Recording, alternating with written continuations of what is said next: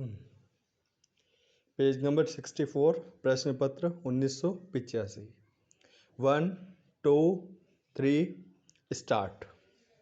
अध्यक्ष महोदय, इस देश के किसान को उसकी मेहनत का उचित मूल्य मिलना चाहिए। इस बात से इनकार नहीं किया जा सकता है।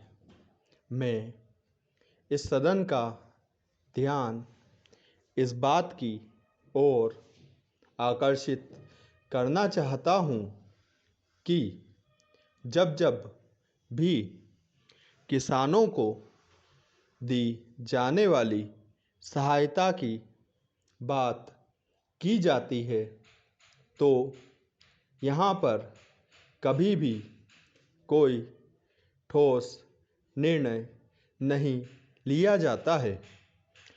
आश्वासन तो बहुत दिए जाते हैं कि हम किसानों को उनके द्वारा पैदा किए गए अनाज का उचित मूल्य देंगे, उन्हें वे सभी सुविधाएं देंगे जो शहरों में रहने वाले लोगों को मिलती है।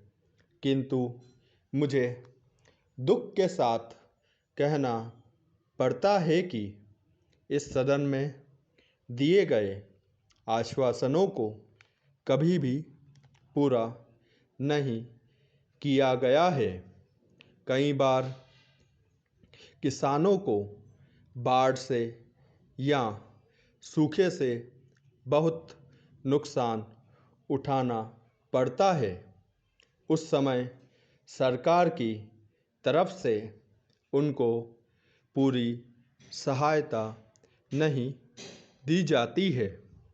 एक तरफ तो किसानों को उनके द्वारा पैदा किए गए अनाज का उचित दाम भी नहीं मिलता है और दूसरी तरफ उनका बाढ़ और सूखे से बहुत नुकसान हो जाता है। ऐसी स्थिति में हमारे देश के किसानों को बहुत कष्ट उठाने पड़ते हैं। पैरा मान्यवर, महाराष्ट्र में किसानों के आंदोलन की बात हम सुनते हैं। बड़े दुख की बात है। जहाँ तक मुझे मालूम है वहाँ के किसानों को बहुत सारी सुविधाएं दी गई हैं।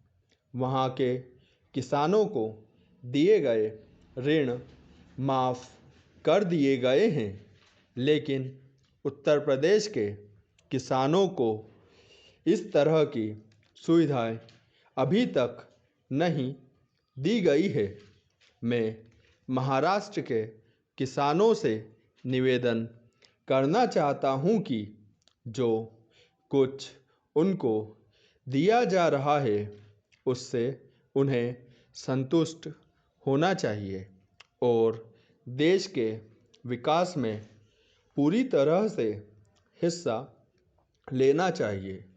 मैं कृषि मंत्री जी से भी निवेदन करना चाहता हूं कि वे देश के प्रत्येक राज्य के किसानों को दी जाने वाली सहायता के विषय में जानकारी प्राप्त करें और ऐसा उपाय निकालें जिससे किसी को भी यह शिकायत न होने पाए कि अलग अलग राज्यों में अलग अलग तरीके से किसानों को सहायता दी जा रही है। माननीय मंत्री जी का आदर करता हूँ। मैं समझता हूँ कि उनके दिल में किसानों के लिए पूरी जगह है, लेकिन उनके लाभ की योजनाओं को अच्छी तरह से लागू भी करना होगा। स्टॉप।